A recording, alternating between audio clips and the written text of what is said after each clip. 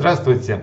Настоящим роликом мы начинаем серию роликов, которая будет посвящена решению задач начертательной геометрии по практикуму. Мы будем рассматривать по занятиям, и занятия будут такие. Первое занятие — чертеж точки. Занятие второе — прямая натуральная величина прямой, взаимное расположение прямых, ну и так далее. Не буду перечислять все занятия. Всего планируется такие занятия 15. Все соответствует практикуму. Ну а теперь перейдем непосредственно к занятию первому. Ну, прежде чем мы будем говорить о решении задач первого занятия, то прошу обратить внимание на эту картинку. Вспомним немножко, что такое проекции точки и откуда они берутся. Вы видите у себя на экране здесь аксонометрическую проекцию трех плоскостей взаимно перпендикулярных. Первая плоскость — это P1, горизонтальная плоскость. Вторая плоскость P2 — это плоскость фронтальная. И третья плоскость профильная. Это три плоскости взаимно перпендикулярные. Вот эти плоскости, как вы помните, делят все пространство на 8 октантов, отсеков. Ну и чаще всего мы работаем где? Вот именно вот в этом отсеке, который образован плоскостями P1, P2, P3. Первый, который находится у нас, если мы будем смотреть на эти три взаимно перпендикулярные плоскости. Плоскости пересекаются друг с другом и образуют оси. Вот эта ось первая ОХ, линия пересечения, вторая ОY и Z, соответственно. Точка находится в пространстве. Вот она точка, здесь она обозначена А. Если мы проведем проецирующий луч перпендикулярно плоскости P2, то в месте пересечения луча с плоскостью P2 появится проекция, которая называется А2. Если проведем проецирующий луч перпендикулярно плоскости P1, то получим точку пересечения. Это будет проекция А с индексом 1. И, соответственно, если проведем через точку А проецирующий луч перпендикулярно плоскости P3, то получим точку, которая будет А3. Это будет у нас не что иное, как проекция на профильной плоскости. Вывод. Каждая точка обязательно должна иметь три проекции. И при этом проекция 1 должна располагаться где? Вот здесь, на плоскости P1, или на осях. Вот это Y, X. Проекция P2 должна располагаться вот здесь, на плоскости, или на осях X и Z. И проекция, соответственно, А3 должна располагаться либо на самой плоскости, либо на осях Z и Y. Вот что касается проекции точек. Посмотрите другой пример. Вот у нас есть точка B. И здесь обозначено, что сама точка совпадает со своей проекцией B1. То есть эта точка B, она лежит на плоскости P1. Ну, это частный случай, да, может такой быть? Может. Но она должна иметь три проекции. Где ее будет проекция вторая? А для этого мы пропадем через точку B перпендикуляр к оси и в месте пересечения найдем вот эту проекцию. Она будет лежать на оси X. BX, она же будет совпадать с проекцией B2. Аналогично проведем перпендикуляр к оси Y и найдем проекцию какую? BY, да. Это будет проекция у нас, которая будет лежать на оси Y. Вот такая картина получается. Значит, конечно, таким чертежом пользоваться неудобно. Поэтому что делают? Разрезают объемную фигуру по оси X. Нижнюю плоскость поворачивают так, чтобы она стала горизонтально вниз. Плоскость профильную поворачивают вправо до совмещения с фронтальной плоскостью. И у нас получается чертеж. И на этом чертеже мы будем иметь только проекции. Например, для точки А будет только проекция А2, А1, А3. А самой точки на чертеже не будет. Так вот, искусство инженера и заключается в том, чтобы по проекциям представить себе, где эта точка находится в пространстве и какие манипуляции с ней можно делать. Ну, теперь давайте посмотрим непосредственно саму задачу. Да. На занятии 1 рассматриваются две задачи. И первая задача, вот она, видите. Требуется первое: построить 3 проекции точек и даны их координаты. Ну, давайте будем думать. Сначала точка А. У точки А должно быть 3 проекции. Одна должна быть здесь, вторая здесь, третья здесь. Если сказано, что А26, это означает что? Что у нее координата x составляет 26 миллиметров. Ну вот, я здесь откладываю 26 миллиметров. Отложил x. Для того, чтобы построить проекцию А1, то я должен еще отложить вниз координату y, и она у меня составляет 42 миллиметра. Построил. И вот получилась точечка. Эта точка у меня и будет проекция А1. Вот я ее и обозначу. Да? Вот эту проекцию, что это будет у меня А1. Вот она. Есть. Теперь проекция А2. Где она должна быть? Значит, она должна быть вот здесь, на этом участке. Этот участок у нас имеет ось X и ось Y. Поэтому, откладывая здесь для построения проекции 2 расстояние по оси X 26, вот оно у меня уже отложено. И дальше откладываю что? Z. Z у меня 30 миллиметров. Откладываю 30 миллиметров. И получаю положение проекции. Вот эта проекция будет у меня. Это будет проекция А2. А2. Есть. Ну а теперь проекцию осталось построить третью. Да. Не забывайте, что у нас ось Y вот тут идет. И здесь мы разрезали, да, и разворачивали. Поэтому я должен отложить, могу отложить здесь Z и Y. А могу провести линии просто-напросто связи. Они должны быть у нас параллельны осям. Да? Вот это параллельно оси Y будет линия связи. И вторую провести линию связи. Вот так. Провожу ее до оси Y. И теперь вот это же расстояние я должен отложить здесь. Да? И могу я сделать как? Могу померить, отложить здесь. Могу вот из этой точки под углом 45 градусов. Под углом 45 градусов провести отрезок прямой. И дальше восстановить перпендикуляр до пересечения. Под углом 90 градусов. Провел. И вот вместе пересечения у нас и получилась проекция точки, которая называется, у нас будет называться А3. Значит, вот я ее беру и сюда поставлю. Все, с первой у нас все понятно.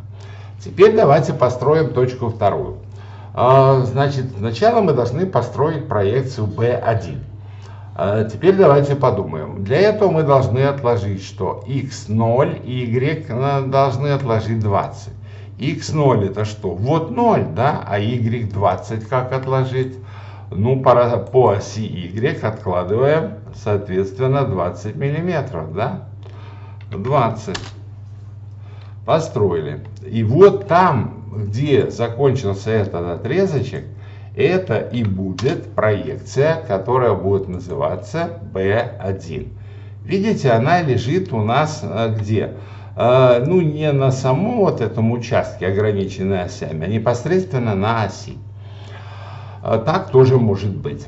Теперь проекция B2. Куда ее построить? Ну, значит, B2 мы должны отложить X и должны отложить Z. X у нас чему равен? Нулю, а Z равен 15. Откладываем, соответственно, вот этот Z здесь по оси 15 миллиметров. Отложили. Отметим. Вот здесь будет у нас проекция, которая будет называться B2. Ну, а где же будет у нас проекция B3? Она должна быть, да? Ну, мы можем ее прямо построить. Проведем под углом 45 градусов. Дальше здесь восстановим перпендикуляр. Ну, очевидно, что перпендикуляр это должен быть сколько у нас? 15 миллиметров, да? Такой же, как высота Z. И дальше проведем здесь линию связи. В месте пересечения у нас и получится проекция, которая будет у нас называться B3. B3. Так, отметим. Вот она, эта проекция здесь располагается. Есть. Ну и третий вариант, который может показаться самым сложным.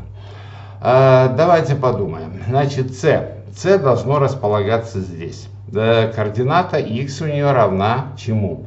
10. Да? Значит, что мы делаем? Отмеряем. X равный 10 миллиметров. И теперь смотрите, координату Y надо отложить 0. Значит, где у нас будет располагаться? Вот тут будет располагаться проекция C1. Нашли. Теперь строим проекцию C2. Значит, мы должны отложить, что здесь X отложили 10, а Y у нас, что получается? Y у нас равен тоже, то есть Z равен чему? Тоже нулю получается. Значит, где эта проекция C2 будет? Она же будет совпадать с проекцией C1. C1. Поэтому мы так и пометим, да? Вот здесь напишем равно. Так, есть. А где же будет C3? C3 мы должны построить как? Вот в этом пространстве и отложить, значит, здесь Y сколько? 0, а Z 0. То значит, где такая точка будет с такими координатами? Вот она тут и будет. Это будет положение точки C3. Вот и все решение этой первого задания в занятии 1. Я думаю, здесь больших сложностей не должно было возникнуть. Переходим к второму заданию. Второе задание выглядит таким образом. И здесь в этом задании требуется достроить недостающие проекции точек. То есть у нас дано по 2 проекции точек. И дальше построить точку К выше Е на 15 мм и точку М перед Д на 10 мм. Ну, давайте сначала мы что сделаем? У нас есть 2 проекции, построим третью. Ну, третью проекцию, чтобы построить, то мы проведем линию связи. Проведем ее вот так, под углом 90 градусов перпендикулярно оси. Дальше здесь под углом 90 градусов до пересечения. Провели. Дальше здесь под углом 45 градусов до пересечения. Тут 135 у нас должно... Ну, если так неудобно, то мы можем что сделать? Вот так, да, копировать, сюда поставить.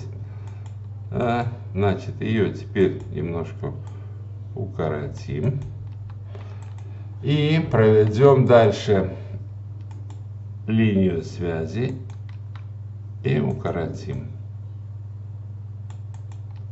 Вот у нас получилось положение. Мы построили проекции точки, которая у нас называется будет D1. D1 есть. Теперь надо построить проекцию вторую точки Е.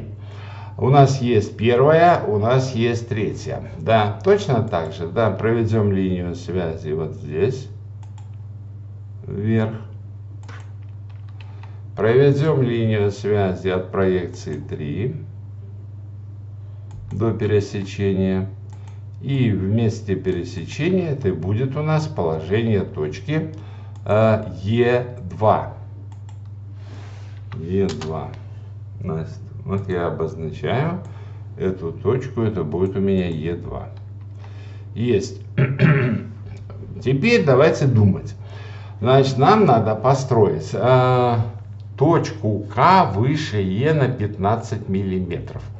Теперь давайте представим себе ту картинку, которую я показывал в начале, да, на аксонометрическую проекцию. Что значит выше? Это значит, что у нее координата z будет больше, да? Больше. Значит, поэтому мы сделаем так. Здесь от точки D2 на фронтальной проекции отложим вверх 15 миллиметров, да? 15 миллиметров. Отложили. И вот здесь должна быть проекция точки, той точки К, которая называется у нас К2.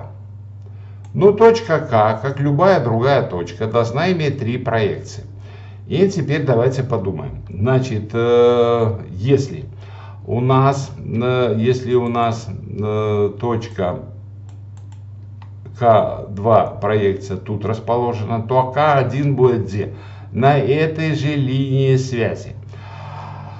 А теперь давайте подумаем, что если, вот мы смотрите на точку К, К стоит выше Е. И если будем сверху смотреть, то что мы будем видеть? Что сама точка К, проекция ее первая будет совпадать с точки D с проекцией К1. Так?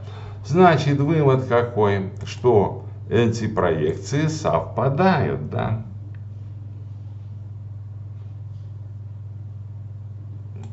Поставим здесь К1 и подпишем, что они совпадают. Совпадают. Есть. А где же будет проекция теперь К3? Ну, она должна лежать на линии связи. Вот эта линия связи, вот она идет. И она должна быть, что? Вот тут, выше, на 15 миллиметров. Соединим с этой. И обозначим. Вот это будет положение, проекция К3. Вот она, есть. А теперь осталась нам точка М. Точка М расположена, ну, я, видите, наоборот, да, сделал. Ну, давайте сразу тогда поправим. Я не посмотрел внимательно на условия, да? Поменял. Так, мы тогда поменяем условия, чтобы оно соответствовало, да? Вот так.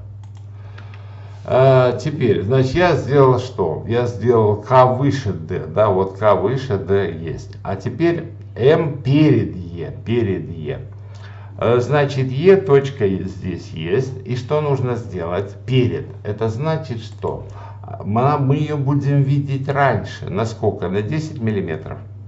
И вот сюда откладываем 10 миллиметров.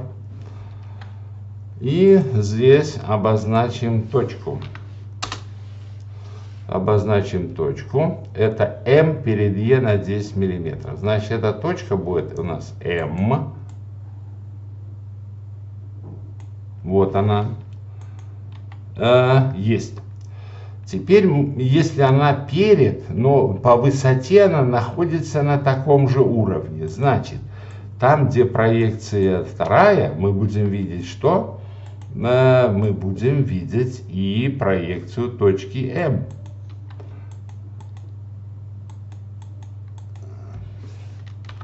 Вот она, проекция точки М. Ну и дальше, где она будет третья? Ну, а третью надо построить, да, построить линию связи. Очевидно, что она будет где? Вот здесь, в этом месте.